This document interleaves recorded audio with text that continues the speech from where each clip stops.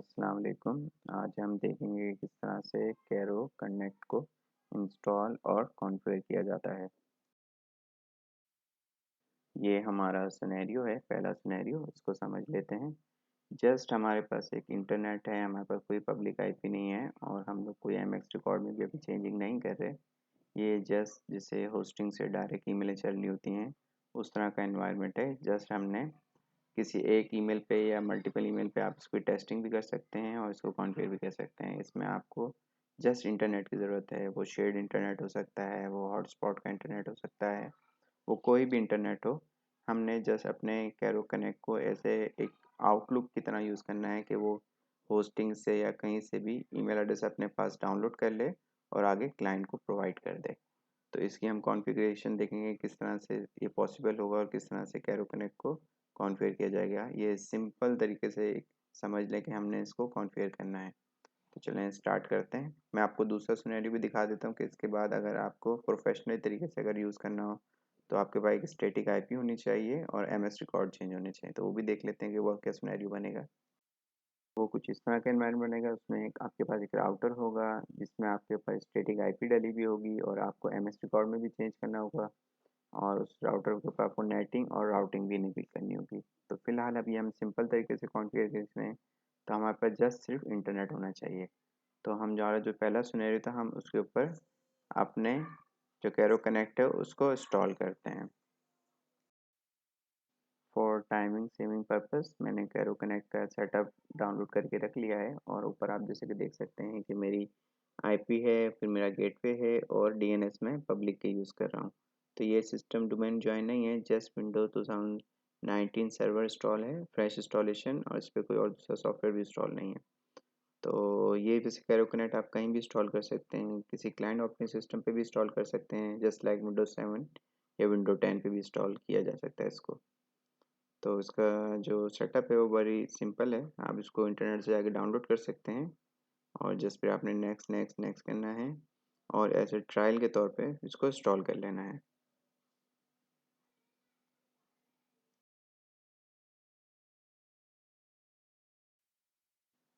Cairo connect मैंने काफ़ी जगह पे डिप्लॉय भी की है और मैं आपको रिकमेंड करूँगा, अगर आपकी छोटी ऑर्गेनाइजेशन है, 50 से अंदर अंदर आपके यूज़र हैं, 50 से अबव नहीं है या 50 से थोड़े से अबव भी हों तो भी चल जाएगा, जहाँ पे आपको लोकली आपकी ईमेल का फ्लो होता है, वहाँ पे बहुत कारआमद है और वहाँ आप इसको यूज़ कर सकते हैं। जहाँ पे कुछ ऐसे इन्वायरमेंट भी होते हैं कि जहाँ पे जो ईमेल एडमिनिस्ट्रेशन है, 2 कंपनियों के बीच में डिस्ट्रीब्यूशन हो रही होती है और एक ही डोमेन नेम होता है, एक ही होता है, वहाँ पे भी आप इसको यूज़ कर सकते हैं। तो इसमें कुछ फीचर ऐसे भी हैं कि मल्टीपल जो सेम डोमेन के ऊपर 2 कैरो कनेक्ट भी इंस्टॉल करके उनके आपस बीच में कम्युनिकेशन कराई जा सकती है। अगर 2 एडमिन हैं कैरो कनेक्ट के बीच में तो भी आप इसको यूज़ कर सकते हैं। यहाँ पे आपने इंटरनेट होस्ट नेम के अंदर पूरा अपना होस्ट नेम देना है, जो भी आप होस्ट नेम रखेंगे, जो कैरो कनेक्ट का नाम जैसे एक सिस्टम नेम होता है वो रखना है और उसके आगे अपना फुल्ली क्वालिफाइड डोमेन नेम रखना है। जैसे मेरा एटेक इंटरप्राइजेज डॉट कॉम है तो मैं वो लिख दूंगा इसके ऊपर ATE-EX.ATECenterprises.com। तो इस तरह आपका भी जो डोमेन होगा आपने पहले सिस्टम नेम रखना है और उसके आगे अपना पूरा डोमेन नेम लिख देना है। नीचे जो आएगा ईमेल डोमेन में वहाँ पे आपने सिर्फ अपना ईमेल डोमेन लिखना है। यहाँ आपने एडमिन का पासवर्ड रखना है जो आप लॉगिन करने के दौरान आपको यूज़ करना पड़ेगा।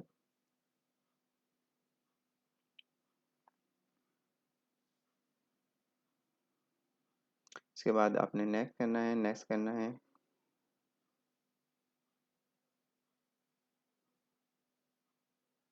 यहाँ पे फिलहाल मेरे पास ट्रायल है तो मैं ट्रायल के ऊपर क्लिक करके इसको इंस्टॉल कर लूँगा। इंस्टॉलेशन के बाद जो इसका एडमिन पैनल खुलता है उसकी जो डिफ़ॉल्ट पोर्ट है वो 4040 होती है। तो ये आप नोट कर लें काइंडली कि इंस्टॉलेशन के बाद आपने http://localhost:4040 लिख के एंटर करना है अपने ब्राउज़र यूआरएल के अंदर।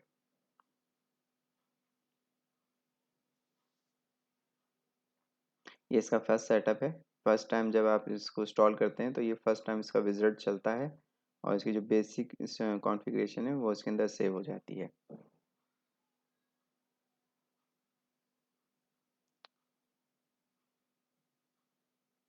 ओके, मेरी जो बेसिक जो कॉन्फ़िगरेशन है वो हो गई है। उसके बाद मैंने यूआरएल लिख के एंटर किया है, तो अब मुझसे ये यूज़र नेम एंड पासवर्ड मांग रहा है। तो यहाँ पे मैं एडमिन और जो मैंने यूज़र पासवर्ड रखा था वो मैं डाल के इसको लॉगिन कर लेता हूँ। ये इसका डैशबोर्ड है, फर्स्ट लुक है जो नज़र आता है हमें लॉगिन करने के बाद। अब हम इसमें सबसे पहले अपने जो यूज़र इंटरफेस है उसके अंदर जाके एक यूज़र बना लेते हैं और चेक करते हैं कि वो यूज़र ठीक तरीके से काम कर रहा है या नहीं कर रहा। यूज़र पैनल के अंदर आएंगे और एक ऐड यूज़र कर लेंगे।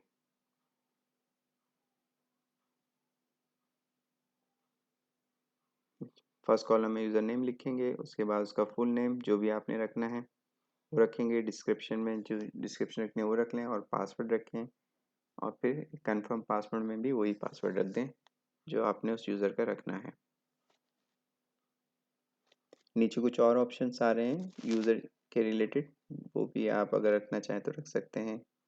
डिफ़ॉल्ट में अगर वरना जाने दें इसको, ये ईमेल एड्रेस में शो कर रहा है कि ये इसका ईमेल एड्रेस बनेगा। कॉन्टैक्ट में आप और उसकी इन्फॉर्मेशन दे सकते हैं कि उसका फुल नेम क्या है, उसका एड्रेस वगैरह क्या है। फॉरवर्डर ये होता है कि आप अगर एक ईमेल एड्रेस की जो जो भी ईमेल है दूसरे ईमेल से अगर फॉरवर्ड करना चाहते हैं तो उसका ईमेल एड्रेस यहाँ डाल देंगे। तो अमजद के नाम से जो मैं ईमेल एड्रेस बना रहा हूँ उसकी सारी ईमेलें जो भी आप दूसरा ईमेल एड्रेस देंगे उसके ऊपर फॉरवर्ड हो जाएंगी। इसके बाद आपने कोटा लिमिट ज़रूर रखनी है, क्योंकि बाज़ू का हमें पता नहीं लगता कि कितनी ईमेल्स आए हैं उसके ईमेल बॉक्स में। तो मैंने वहाँ पे 1 GB कोटा लिमिट रखी है। यहाँ पे मैसेज साइज़ है। अगर आप चाहते हैं कि कोई यूज़र ऐसा है कि जिसको आपने सिर्फ इंटरनली रखना है कि वो इंटरनली ही अपने यूज़र से कम्युनिकेट कर सके, तो इस ऑप्शन पे चेक लगा दें। अदरवाइज इसको ब्लैंक छोड़ दें, क्योंकि वो आउटसाइड द ऑर्गेनाइजेशन भी ईमेल कर पाएगा इस तरह से। अगर आप चेक लगा देंगे तो और आउटसाइड ऑर्गेनाइजेशन वो ईमेल नहीं कर सकता। इसके अलावा कुछ और सेटिंग्स हैं जो कि आपके इन्वायरमेंट के हिसाब से अगर आप रखना चाहें तो रख सकते हैं। जैसा कि आप देख सकते हैं कि अमजद के नाम से यूज़र बन गया है। अब मैं एक और ब्राउज़र के ऊपर इसको लॉगिन करूँगा। दूसरे ब्राउज़र पे लॉगिन करने के लिए मैं HTTPS लिखूँगा और जो भी इसकी आईपी है वो भी लिख सकते हैं। अभी मैंने लोकल होस्ट से इसको लॉगिन किया है, उसके आगे मैंने कोई पोर्ट नहीं दी है क्योंकि अब मैं यूज़र को लॉगिन कर रहा हूँ। तो जब यूज़र को लॉगिन करेंगे तो उसके आगे जो भी आईपी है आपकी या जो भी सिस्टम नेम है वो लिख के आपने जस्ट एंटर करना है और अपना जो यूज़र आपने क्रिएट करना किया है उससे लॉगिन कर लेना है। ये सिक्योर कनेक्शन होता है तो इसमें HTTPS लगेगा।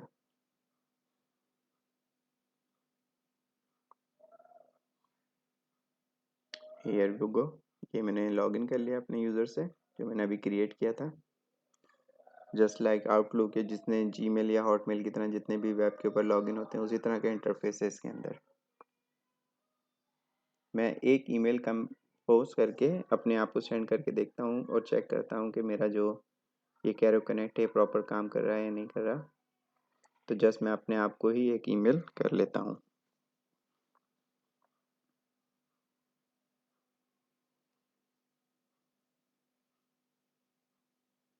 ओके, जैसा कि आप देख रहे हैं कि फ़ौरन से ही वो ईमेल मुझे इनबॉक्स में गिर गई। तो इट मीन्स कि कैरो कनेक्ट लोकली परफेक्ट काम कर रहा है। अब मैं इसको आउटसाइड द ऑर्गेनाइजेशन ईमेल करने के लिए कॉन्फ़िगर करता हूँ। तो मैं दोबारा अपने एडमिन पैनल में जाता हूँ और यहाँ पे देखते हैं कि आउटसाइड द ऑर्गेनाइजेशन के लिए मुझे क्या करना पड़ेगा। इससे पहले मैं एक और यूज़र क्रिएट कर लेता हूँ अली के नाम से, सेम प्रोसीजर के साथ जैसे मैंने अमजद के नाम से एक यूज़र बनाया था।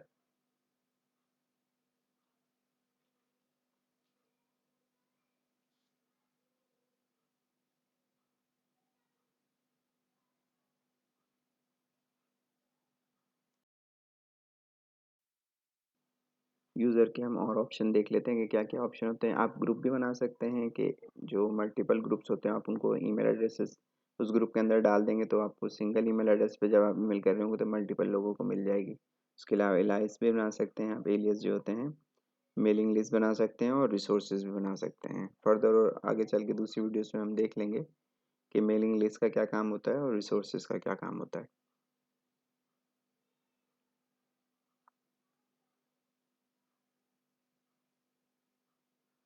यहाँ पे मैंने सिंपल 2 यूज़र बना लिए, एक अमजद के नाम से और एक अली के नाम से। एडमिन का यूज़र बाय डिफ़ॉल्ट क्रिएट होता है।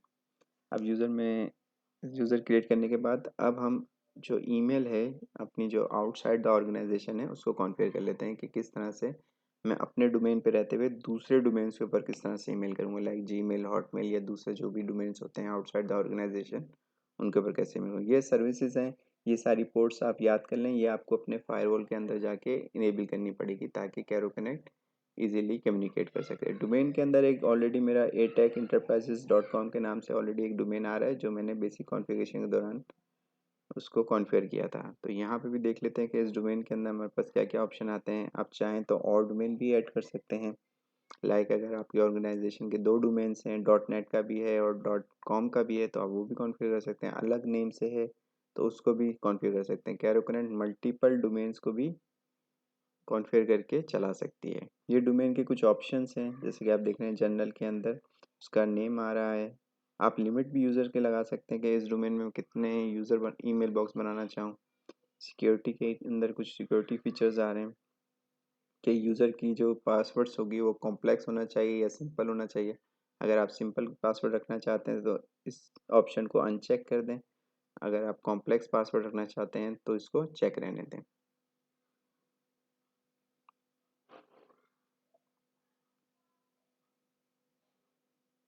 अच्छा, ये कुछ होते हैं कि ऑर्गेनाइजेशन के अंदर कुछ पॉलिसी होती है कि यूज़र 90 डेज़ बाद या 30 डेज़ बाद अपना पासवर्ड चेंज करे, तो ये वाला ऑप्शन सेलेक्ट करके डेज़ दे सकते हैं कि कितने डेज़ बाद वो अपना पासवर्ड चेंज करे। इसके अलावा कोटा के ऑप्शन है कि ये जो कैरो कनेक्ट मैंने सिस्टम के ऊपर अपने सर्वर पर इंस्टॉल किया है तो कितने जीबी वो कोटा ले, उसके बाद आपको नोटिफिकेशन आ जाए तो आप कोटा भी दे सकते हैं। मैसेज लिमिट लग सकते हैं कि आउटगोइंग मैसेज का क्या साइज़ हो, कितनी लिमिट होनी चाहिए। बेहतर ये है कि आप इसको 10 एमबी रखें क्योंकि ज़्यादातर ऑर्गेनाइजेशन में 10 एमबी की ईमेल इन और आउट अलाउ होती है। अगर आप उससे बढ़ा देंगे 15 या 20 रखेंगे तो ये एक्सेप्ट तो कर लेगा, लेकिन बाज़ औक़ात ऐसा होता है कि जब आप ईमेल सेंड कर रहे होते हैं तो दूसरे बंदे को मिलती नहीं है। वो कहता है कि मेरे मेल सर्वर पे इतनी बड़ी ईमेल अटैचमेंट अलाउ नहीं है। तो बेहतर ये है कि आप इसको 10 एमबी रखें। नीचे जो ऑप्शन दिए हुए हैं ट्रैश फ़ोल्डर के हिसाब से कि या ईमेल आप जब डिलीट करें तो कितने अर्से तक वो ट्रैश के अंदर रहे, उसके बाद वहाँ से रिमूव हो जाए। तो ये सारे उससे रिलेटेड ऑप्शन हैं। आप इनको भी अगर अपनी रिक्वायरमेंट के हिसाब से कॉन्फ़िगर कर सकते हैं।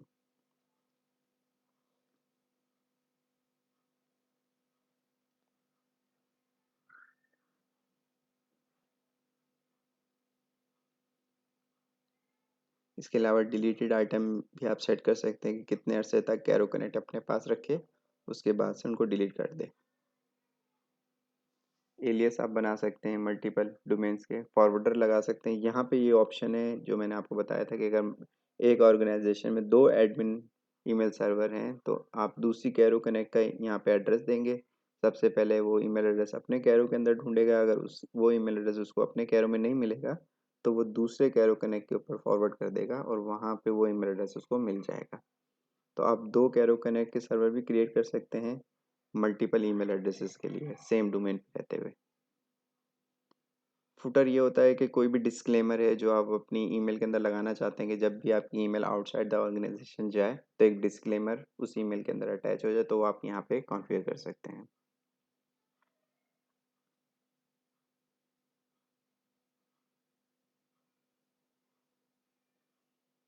कैरो कनेक्ट जो है वो एक्टिव डायरेक्टरी सर्विसेज जो होती हैं उससे भी कनेक्ट हो सकती है। एडी जो होता है आपका सर्वर, उसकी कॉन्फ़िगरेशन सारी यहाँ पे होगी। अगर आपके पास डोमेन एनवायरनमेंट है तो आप यहाँ पे उसकी कॉन्फ़िगरेशन कर सकते हैं। सारे यूज़र जो है कैरो कनेक्ट आपके एक्टिव डायरेक्टरी से उठा लेगा और यहाँ पे सारे उनके ईमेल एड्रेसेस बना देगा।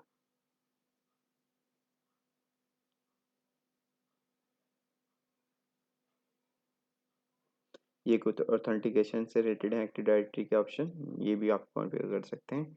बाकी अगर आपको कोई कस्टमाइज्ड लोगो है कंपनी का तो यहाँ पे आप इसको लगा सकते हैं।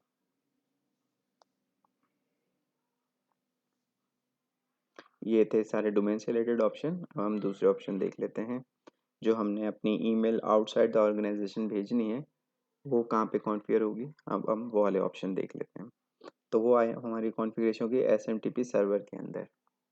आप इस एसएमटीपी सर्वर के अंदर आएंगे और यहाँ पे जो आउटसाइड द ऑर्गेनाइजेशन, क्योंकि अभी हमारे पास पब्लिक आईपी नहीं है तो हम अपनी डायरेक्टली ईमेल तो नहीं कर सकते आउटसाइड द ऑर्गेनाइजेशन, तो इसके लिए हम एसएमटीपी रिले यूज़ करेंगे ताकि हमारे यूज़र उससे ऑथेंटिकेट होके बाहर ईमेल कर सकें। ये कुछ सिक्योरिटी से रिलेटेड ऑप्शन है एसएमटीपी के, ये भी आप अपने रिक्वायरमेंट के हिसाब से कॉन्फ़िगर कर लें कि maximum number per hour from one IP से कितने कनेक्शन बनने चाहिए, ये अपनी रिक्वायरमेंट के हिसाब से आप रख सकते हैं।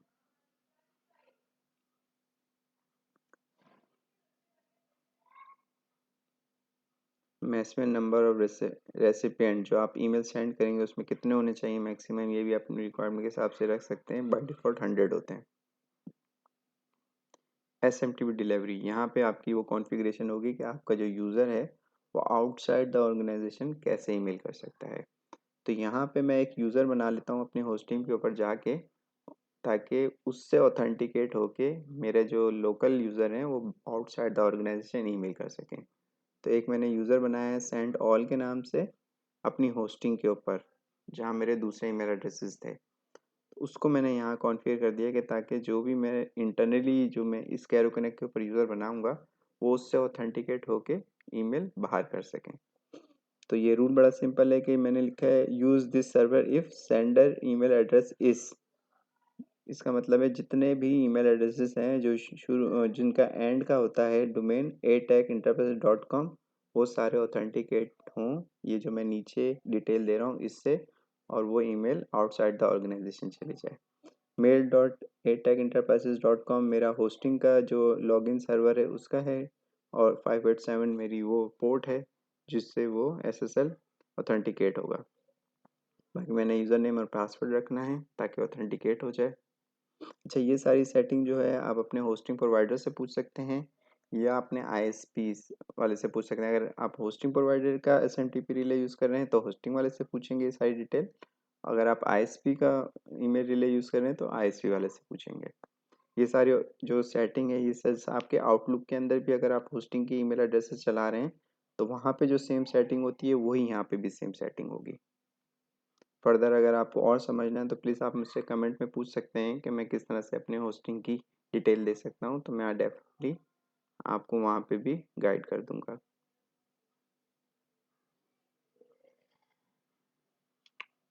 मेरा एक जीमेल की ईमेल आईडी है, मैं आउटसाइड द ऑर्गेनाइजेशन एक जीमेल के एड्रेस पे ईमेल करके देख लेता हूँ कि मेरी जो कॉन्फ़िगरेशन मैंने की है वो प्रॉपर हुई है या नहीं हुई है।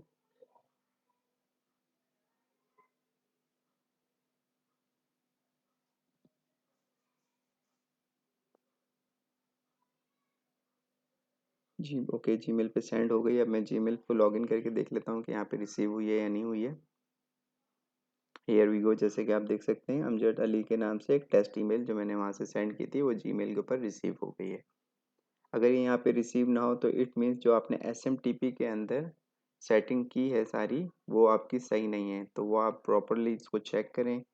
बेसिकली वो सारी सेटिंग वही है जो अपने आउटलुक के आउटगोइंग सर्वर के अंदर आप डालते हैं, वही सारी सेटिंग यहाँ पे भी होती है। मैंने जो दूसरा यूज़र बनाया था अली के नाम से, अब मैं उसको भी लॉगिन करके उससे भी एक ईमेल सेंड करके देख लेता हूँ कि मैं अब उससे भी हो रही है प्रॉपर या नहीं, कोई इशू तो नहीं आ रहा।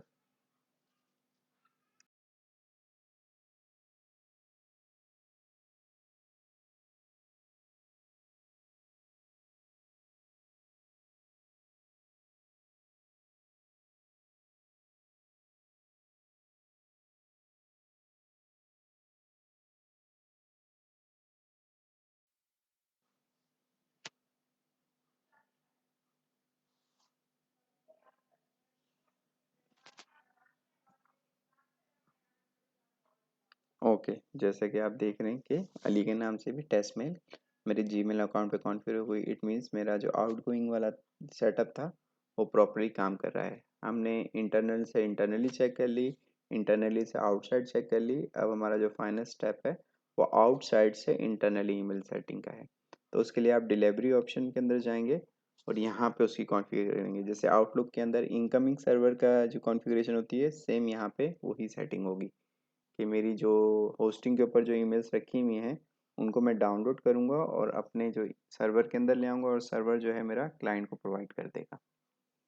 तो इसके लिए आपको मेक श्योर होना चाहिए कि होस्टिंग के ऊपर भी वही ईमेल एड्रेसेस बना हुआ होना चाहिए जो आपने लोकली बनाया है। जैसे मैंने अमजद के नाम से बनाया है एक, और एक मैंने अली के नाम से बनाया है, तो मेक श्योर ये दोनों ईमेल एड्रेसेस होस्टिंग पे भी कॉन्फ़िगर हुए हों क्योंकि वही सारी सेटिंग जो आउटलुक के इनकमिंग के अंदर होती है वही सारी सेटिंग अभी यहाँ होगी।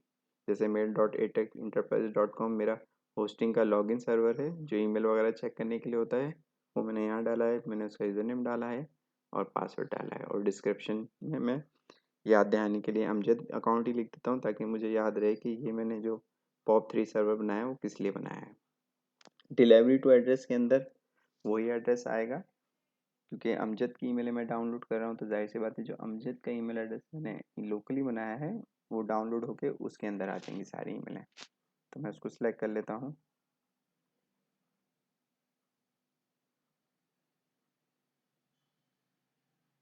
ये कुछ मज़ीद ऑप्शन है, लेकिन इनको यूज़ करने की ज़रूरत नहीं है। आप एडवांस में जाएंगे, यहाँ पे वो इनकमिंग वाला जो आउटलुक के अंदर जो सेटअप होता है वो सारा यहाँ पे होगा। ये भी आपकी जो कॉन्फ़िगरेशन है, जो पोर्ट है, जो प्रोटोकॉल है, वो आपको अपने होस्टिंग वाले से या अपनी आईएसपी प्रोवाइडर से पूछना है जहाँ आपने वेब होस्टिंग की हुई है, या जो आप आउटलुक के अंदर ईमेलें यूज़ कर रहे थे उसके अंदर जो आप डालते थे वही सारी सेटिंग आपकी यहाँ डलेगी।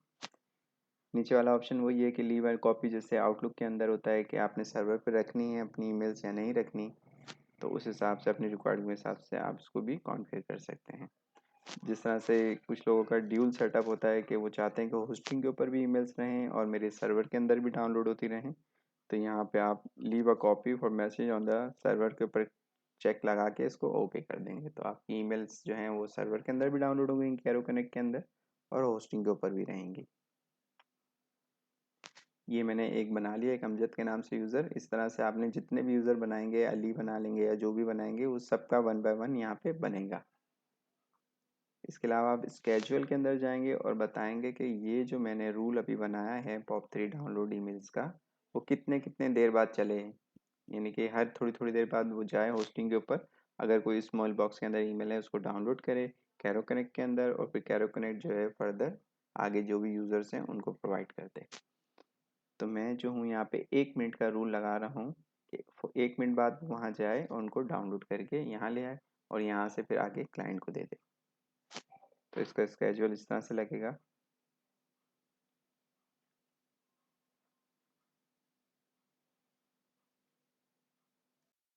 Message from POP3 mail account, इस पर आपने चेक लगाना है।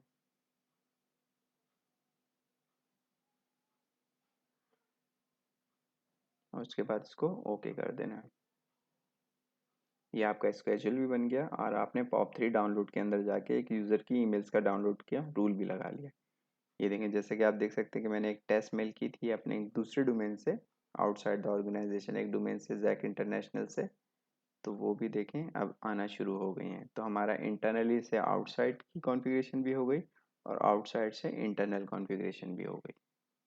और लोकल टू लोकल तो उसके लिए तो कुछ करने की ज़रूरत थी नहीं, क्योंकि जैसे इंस्टॉल करते हैं तो लोकल टू लोकल ईमेल जो होती है वो ऑटोमेटिकली कॉन्फ़िगर हो जाती है।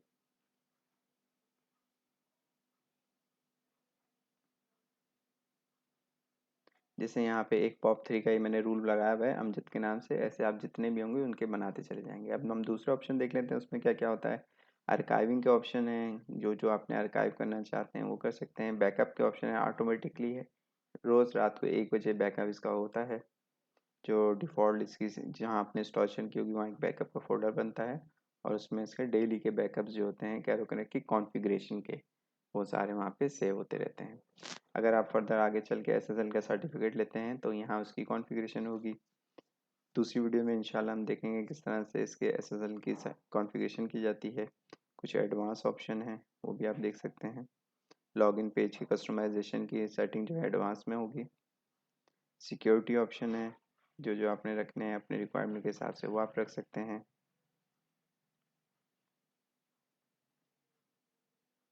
इसके अलावा कुछ बिल्ट इन ऑप्शन हैं, माई कैरो सेटिंग के ऑप्शंस हैं, इनको भी आप देख सकते हैं। उसके अलावा मेन इंपॉर्टेंट है आपके स्पैम।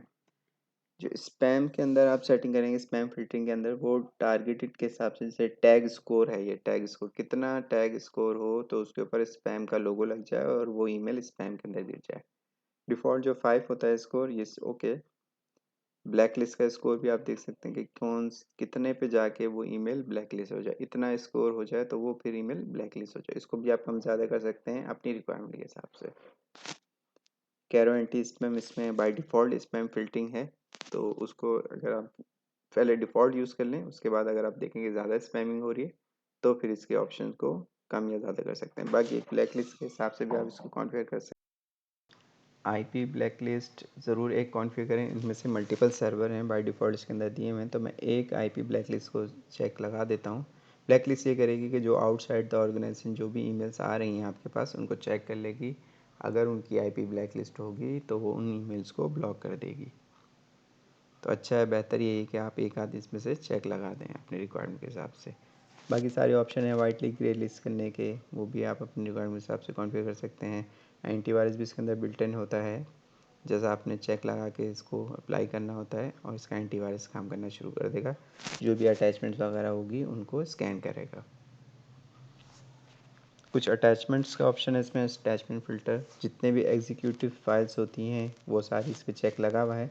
जैसा आपने इनेबल अटैचमेंट फ़िल्टरिंग पे चेक लगाना होता है, जैसे इसमें EXE पे चेक नहीं लगा हुआ तो मैं चेक लगा दूंगा कि ईमेल के अटैचमेंट में EXE नहीं आनी चाहिए। जितनी भी ये सारे एक्सटेंशन हैं ये सारे एग्जीक्यूटिबल होते हैं, इनमें वायरस आ सकते हैं, तो बेहतर ये है कि सब पे आप चेक लगाएं और ऊपर जो है वो इनेबल अटैचमेंट फ़िल्टरिंग पे भी चेक लगा के इसको अप्लाई कर दें, ताकि ये रूल काम करना शुरू कर दे और आपके अटैचमेंट के अंदर कोई भी एग्जीक्यूटिव फाइल ना आए। ज़्यादातर वायरसेस जो होते हैं वो एग्जीक्यूटिव फाइल के अंदर होते हैं, जो एग्जीक्यूट होती हैं और उन्हीं के थ्रू आपके सिस्टम में वायरस आ जाता है। तो बेहतर ये कि सारी एग्जीक्यूटिव फाइल आप ब्लॉक कर दें। और ये सेंडर अ वार्निंग मैसेज, इसके लिए भी अनचेक कर दें, क्योंकि जितने भी वायरसेस आ रहे होंगे हमें उस सेंडर को ईमेल नहीं भेजनी कि आपकी ईमेल ब्लॉक हुई है। इसके अलावा मैसेज फ़िल्टरिंग के भी कुछ ऑप्शन आप लगा सकते हैं अपने रिक्वायरमेंट के हिसाब से। आगे चल के हम दूसरी वीडियोस में देखेंगे कि ये किस तरह से कॉन्फ़िगर होते हैं, कि एक मैसेज जो आता है वो आपने आपने किस तरह से उसको रीडायरेक्ट कराना है कैरो कंट्रोल कनेक्ट के अंदर। ये कुछ टाइम रेंज के ऑप्शन हैं, जो आप एग्जीक्यूटिव फाइल या जो भी आप रूल बनाना चाहते हैं उसके किस तरह से टाइम रेंज क्या रखनी है, इसको भी हम आगे चल के दूसरी वीडियो में कवर करेंगे कि किस तरह से होते हैं। ये कुछ रिपोर्टिंग के ऑप्शन हैं, यहाँ पे जाके आप अपने रिपोर्ट्स देख सकते हैं कि कोई मैसेज आपका क्यूरी में तो नहीं रुका हुआ, क्यू में तो नहीं रुका हुआ। यहाँ पे ये सारी चीज़ें आपकी चेक हो जाएंगी। ट्रैफिक चार्ट्स के अंदर आप देख सकते हैं कि किस टाइम कितनी ईमेल सेंड हुई, कितनी रिसीव हुई और कितने सेशन बने हुए हैं, HTTP पे कितने सेशन बने हुए हैं, पॉप पे कितने सेशन बने हुए हैं। ये सारी उनकी साइड की कॉन्फ़िगरेशन है। SMTP पे कितने सेशन बने हुए हैं, ये सारी उसकी स्टेटिक्स हैं। और स्टेटिक्स में वो सारी चीज़ें बता रहे हैं कि अप टाइमिंग क्या है आपकी, जो कैरो कनेक्ट है उसका, स्टोरेज कितनी है, कितनी यूज़ हो रही है, कितने % यूज़ हो रही है, अटैचमेंट चेक कितनी हुई, वायरस फाउंड कितने हुए, उसकी सारी रिपोर्टिंग आपको यहाँ पे शो होगी।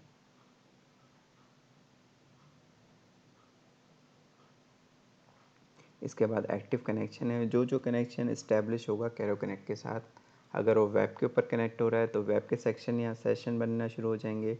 पॉप के ऊपर कनेक्ट हो रहा है तो पॉप के सेक्शन बनेंगे। जो जो सेक्शन यहाँ पे नज़र आते जाएंगे इट मीन्स वो उस प्रोटोकॉल के ऊपर कनेक्ट हुए हैं।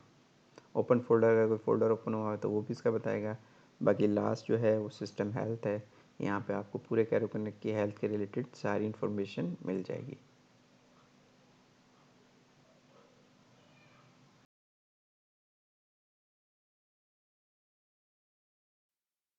इसके अलावा जो सेकंड सिनेरियो है जिसमें आपके पास पब्लिक आईपी होनी चाहिए, तो उसके लिए अगर आपके पब्लिक आईपी और डायरेक्टली आपके पास ईमेल आ रही हैं तो आपने अपने यहाँ पे SMTP डिलीवरी जो हमने बनाई है उसको रिमूव कर देंगे और डिलीवरी के अंदर जो मैंने जो डाउनलोड करने के लिए चीज़ें बनाई हैं उनको रिमूव कर देंगे। तो आपकी जो ईमेल है वो डायरेक्टली सेंड भी होंगी, डायरेक्टली रिसीव भी होंगी। लेकिन उसके लिए आपने पब्लिक आईपी आपको होनी चाहिए, आपके पास नेटिंग होनी चाहिए और आपको MX रिकॉर्ड कॉन्फ़िगर होनी चाहिए आपकी होस्टिंग के ऊपर। तो इसको भी इंशाल्लाह नेक्स्ट किसी वीडियो में समझेंगे कि किस तरह से डायरेक्टली ईमेल एड्रेस को कैरो कनेक्ट के ऊपर कॉन्फ़िगर किया जाए।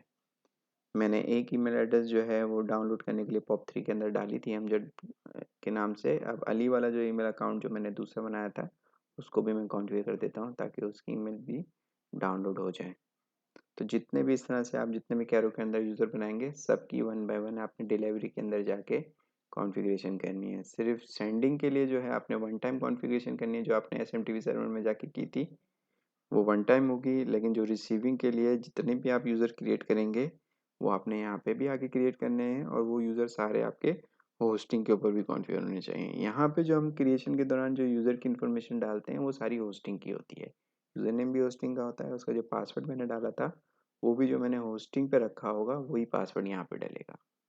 तो मेक श्योर आपकी ये सारी कॉन्फ़िगरेशन ठीक होनी चाहिए, अदरवाइज़ ये ईमेल्स डाउनलोड नहीं करेगा आपके वहाँ से जाके, होस्टिंग से जाके। ये इसका मेन डैशबोर्ड का व्यू है, यहाँ पे भी कुछ रिपोर्टिंग शुरू हो जाएगी। Thank you for watching. Please like करें, प्लीज़ शेयर करें, और please subscribe to my channel. Thank you. मिलते हैं नेक्स्ट वीडियो में। अल्लाह हाफिज़।